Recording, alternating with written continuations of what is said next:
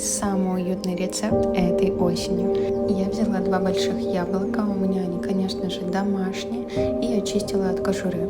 Далее нарезаю все дольками, посыпаю сахаром, корицей, перемешиваю и отставляю все в стороночку. Вы, кстати, можете их закарамелизовать в сливочном масле.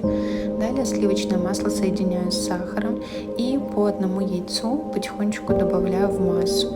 Далее греческий йогурт или же сметана, можно кефир. В отдельной миске перемешиваю все сухие ингредиенты. Конечно же, беру своего маленького помощника и слоями выкладываю все в смазанную сливочным маслом форму. Далее запекаю примерно час, и посмотрите, какой замечательный пирог у меня получился. Это максимально уютный, очень осенний рецепт. Готовьте!